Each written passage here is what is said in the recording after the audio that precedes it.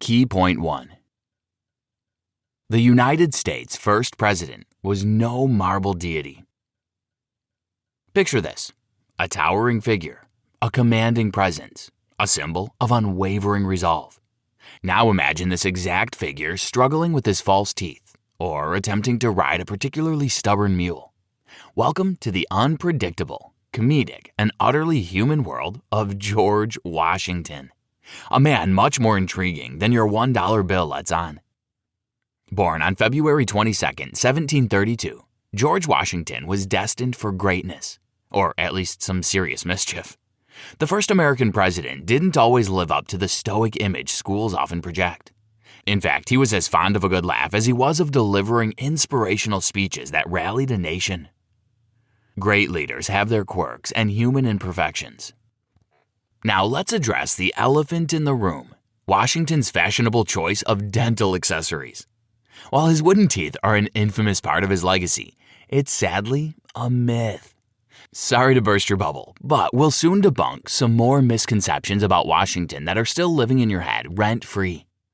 George wasn't just a fashion-forward dental enigma.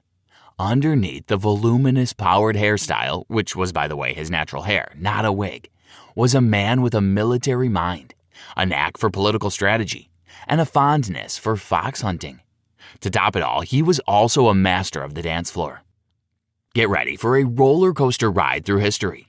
We can promise you two things: it won't be a straightforward path, and it will certainly be more captivating than your last history class. Key point 2.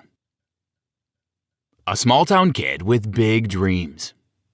For George's mother, Mary Ball Washington, being a single mom in 18th century America was no joke. Her life resembled a series of financial hardships. Marrying Augustine Washington at the tender age of 23, Mary had high hopes for a financially secure future. He was a justice of the peace, had a moderately successful tobacco farm, and a charming set of dentures. However, Augustine passed away at 48 and left his estate, including the Grand Mount Vernon, to his sons from his previous marriage. He expected Mary to remarry and live happily ever after with a new, well-heeled husband. Unfortunately, Augustine's brilliant arrangement didn't include a backup plan. Struggling to maintain the farm, Mary did what any 18th century single mother would do. She kept close relationships with her stepsons, especially Lawrence, the one with the happily inherited Mount Vernon. Mary encouraged young George to visit Lawrence frequently, not just for a lavish dinner, but also to expose him to high society and etiquette, ensuring he would never commit the grave mistake of using a salad fork to tackle a hearty steak. Still, there were times when he couldn't visit Lawrence due to a lack of food for his horse, highlighting the difficulties his family faced. Seeing George's potential, the masters of Mount Vernon arranged for him to join the British Royal Navy as a midshipman. However, George decided to put his military career on the back burner, mainly because his mother's worry. His mother wouldn't sacrifice him to the Navy, no matter how bad things got. Alexis Coe. George's half-brother, Lawrence, suffered from tuberculosis, and when his condition worsened, he thought a trip to Barbados might help. Despite a rampant hurricane, Lawrence asked George to come along. Sadly, Lawrence didn't make it. As a result, George inherited his land and became the executor of Lawrence's estate. Now, acutely aware of his morality, George wasted no time seizing opportunities, securing a position in the Virginia militia, and stepping boldly into the wilds of Ohio Territory. Duty and commitment to the community are integral to a leader's character. Key point 3. How to win friends and escalate wars. In 1753, George Washington, barely out of his teenage years, received a significant order from Governor Dinwiddie. George's mission was a simple, nonviolent one. He had to find out what the French were up to, accompanied by a few Native Americans. George initially underestimated his indigenous companions, but a common enemy in the French brought them together. A man named Silverheels delivered a message from a Native American leader, Half King. The French were nearby, up to who knows what. Therefore, George decided to confront them. What was supposed to be a morning surprise turned into a rather messy affair with gunfire, confusion, and French soldiers either dead or captured. Imagine waking up to that instead of a cup of coffee. Turns out the French leader they killed, de Jumonville, was there for the same reason as George, to negotiate. It was a major diplomatic faux pas. As a result, George Washington inadvertently helped escalate a local skirmish into the French and Indian War. Remarkably, George's disastrous debut as a soldier became his ticket to fame. His journal got published, and despite being a walking disaster, he became the colonial equivalent of a reality TV star. And regardless of the whole almost starting a world war thing, he continued insisting that he was worth more than the British were paying him. Even the most disastrous beginnings can eventually lead to great accomplishments. One day, Brigadier General Edward Braddock tried to woo Washington into his military family. He promised the starry-eyed 23-year-old George an express elevator ride up the military ranks, conveniently overlooking Washington's prior defeat. George accepted the challenge and hoped to impress Braddock during the campaign against Fort Duquesne in Ohio. However, a mere 10 miles from the fort, the French and their new Native American buddies shot Braddock off his high horse, literally. The wound kept the general from commanding. Not one to miss a party, Washington took the wheel. Don't get your hopes too high, they still lost. Yet George saved what remained of Braddock's army from complete decimation. After a second French victory, Washington, the twice-defeated hero, returned home with newfound fame. He asked for the right to choose his officers and a fair budget to spend on them. Despite getting what he wanted, Washington faced the frustrating task of independently raising an army of recruits, desperate for money, constant desertion, and a lack of supplies. Key point 4. Retirement was sweet, but revolution was sweeter. George Washington's unexpected bout of dysentery played matchmaker, leading him to cross paths with his future wife, Martha Dandridge Custis. Martha was a catch, a widow with wealth, status, and a knack for managing her affairs. Suitors lined up, hoping to control her vast estate. But Washington seemed to have the upper hand with his military fame and towering height. Before Martha, there was Sally Fairfax, who taught him to dance and coached him in charming, influential men's wives and daughters.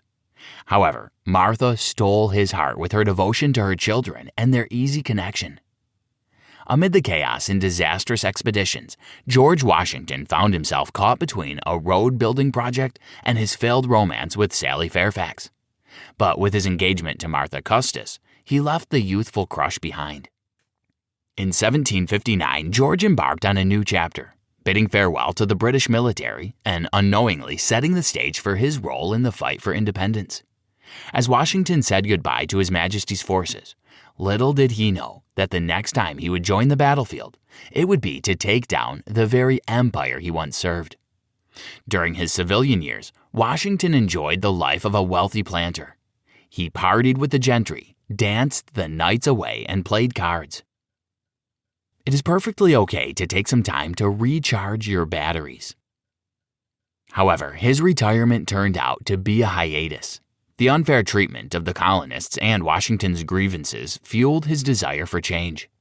He saw that the only way to break free from the rigid system was to drive out British rule entirely.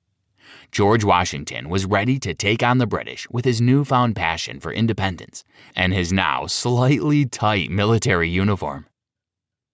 In 1774, Washington rode to Philadelphia to represent Virginia at the Second Continental Congress, where colonial representatives gathered to orchestrate their collective response to British rule.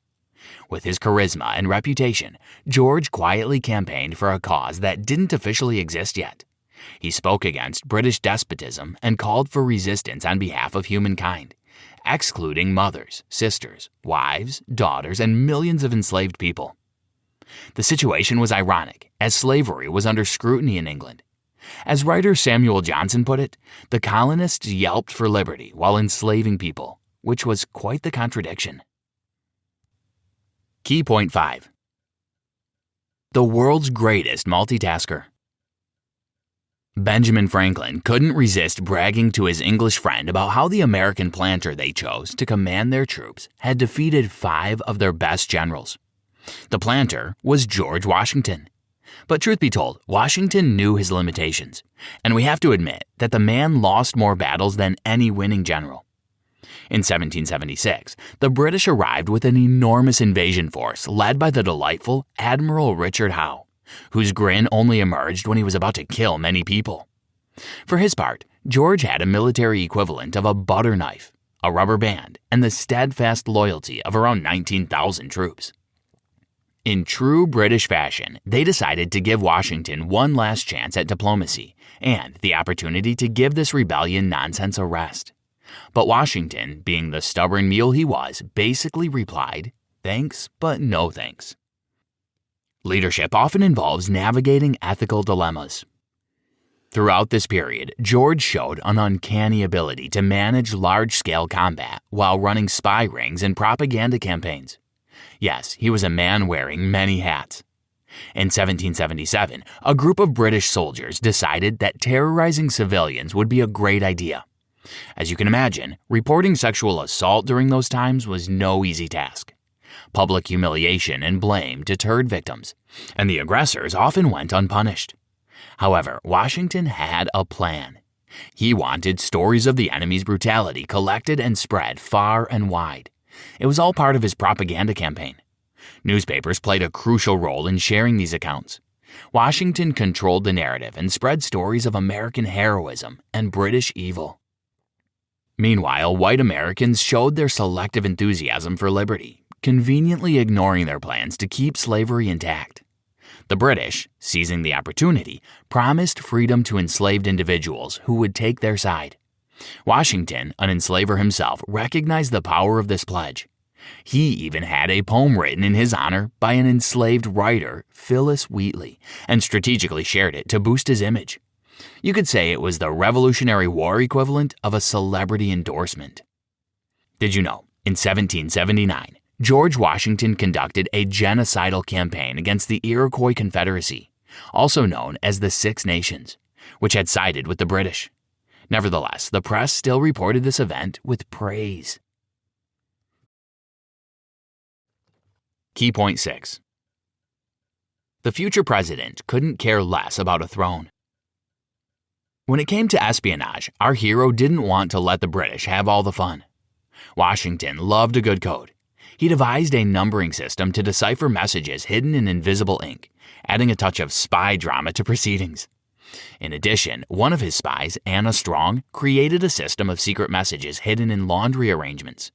Who knew that the original 007's secret weapon was laundry? As Major George Beckwith, the British spy master, begrudgingly admitted, Washington didn't just outfight the British, he outspied them. During the Revolutionary War, Washington had to not only fight the British, but also deal with the smallpox epidemic. The British brought the disease, and Washington knew his troops were vulnerable. So he introduced compulsory mass inoculations, which significantly reduced the number of fatalities among soldiers. On September 3, 1783, after a dramatic 8-year run, the British finally threw in the towel. With that, America breathed a sigh of relief, hung up its muskets, and could finally enjoy the hard-won independence it had officially declared 7 years earlier, on July 4th. 1776. The American Revolution nullified a divine right to rule. Power is vested in the people, not ordained from above. However, while Washington fought for liberty and independence, his family life was turbulent. His mother, Mary, faced hardships and struggled to make ends meet. His stepson, Jack Custis, fell ill and passed away shortly after the British surrendered. Devastated by the loss, Washington left negotiations with the British and rushed to be with his family. After 8 years of war, George Washington was ready to retire and become a private citizen again. As Washington retired voluntarily, the country celebrated his remarkable act. While in London, the British marveled at his conduct. King George allegedly remarked that voluntary retirement would make Washington the most exceptional person in the world. And indeed, Washington's decision to relinquish power set him apart from leaders who clung to authority. Being a leader is about serving others. George Washington happily traded his general's hat for a farmer's cap. However, it wasn't all rosy. His status as a living legend and international sensation demanded constant attention. Still, despite his busy schedule and celebrity status, he was heavily involved in his family's life and adored his step-grandchildren. Key point 7. Once a leader, always a leader. The Articles of Confederation, adopted in 1781 during the Revolutionary War, gave rise to numerous problems. Recognizing the urgency for a stronger federal system, the nation turned to George Washington. Americans were well aware of his pivotal role in the Revolution and wanted him back in the game. George himself felt the same way. True leaders lead by example. Washington's deep concern for the country's future led him to attend the Constitutional Convention in 1787, where he became the president of the convention. Despite his reluctance to re-enter the whirlpool of politics, he was the first to sign the newly minted Constitution of the United States.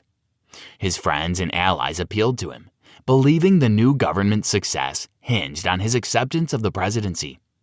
And thus, amidst pleas, nudges, and a sprinkle of guilt-tripping, Washington faced a decision he thought he'd already made. Perhaps the life of a retired war hero wasn't as tranquil as he'd expected after all. The first presidential election in the United States was quite a contrast to our modern-day drama-filled extravaganzas. With no campaigns or debates, George Washington easily secured the presidency. America welcomed Washington like a rock star, with crowds cheering his name and even throwing flowers at his feet. If Washington had been a king, Americans waiting to celebrate him on the road to New York would have bowed. But since the country had evicted the monarchy, it was Washington who bowed to them.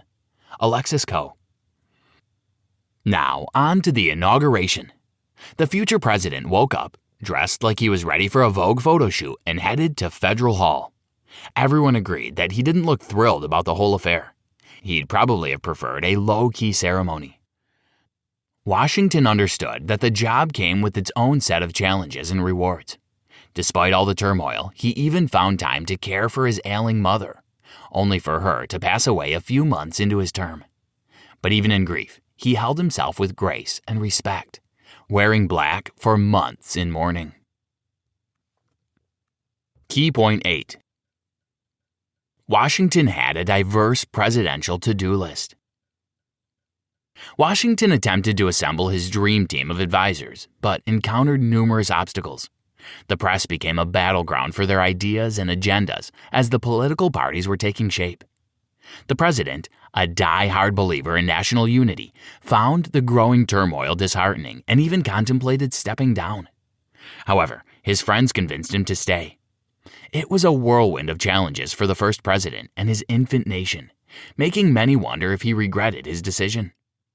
Washington's second inauguration went without a hitch, but as spring arrived, conflicts started brewing. First, France had declared war on Great Britain. In response to this development, Washington called for an emergency cabinet meeting to determine America's stance.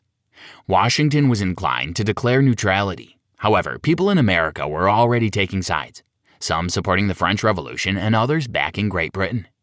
Meanwhile, a rebellion broke out in western Pennsylvania over a whiskey tax, which tested his leadership skills. He tried to resolve the situation peacefully, but when that didn't work, he sent troops to quell the rebellion. Luckily, things didn't escalate further. In 1796, as Washington's presidency was ending, one of his enslaved workers decided to escape.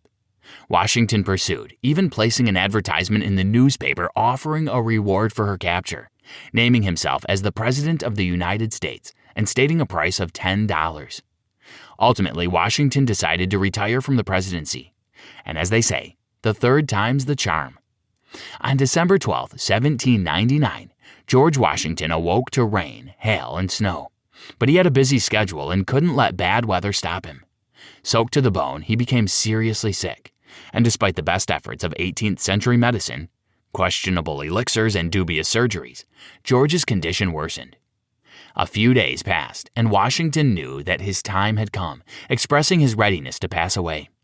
He requested that Martha bring his will, as he wanted to ensure his last wishes were clear.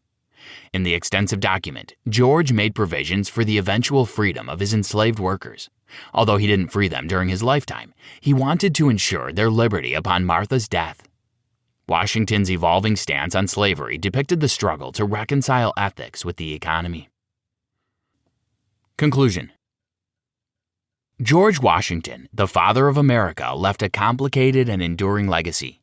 His persona has been the subject of countless books, biographies, and a hit Broadway musical, Hamilton. Still, just like any action figure, he wasn't without his share of human-sized complexities. On the one hand, we have a stoic leader who led a ragtag group of colonists to victory against the most prominent military power of the time.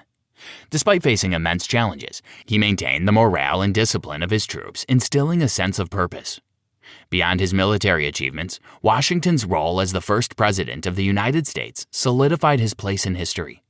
His presidency laid the foundation for the nation's governance. Washington's humility and commitment to democratic principles, demonstrated by his voluntary relinquishment of power after 2 terms, helped shape the office of the presidency and established the peaceful transfer of power as a fundamental principle of American democracy. On the other hand, Washington was an enslaver and did not take significant action toward abolition. While he did provide for the emancipation of his enslaved workers upon the death of his wife, the harsh reality remains that the Father of Liberty owned other human beings. Despite these complexities, or perhaps because of them, Washington's legacy remains integral to the nation's collective identity. Try this. Watch documentaries or films about the American Revolution to immerse yourself further in history. Consider the correlation between Washington's values and controversies and our modern-day concerns. Share your newfound knowledge and insights with others, engaging in conversations about Washington and the American Revolution.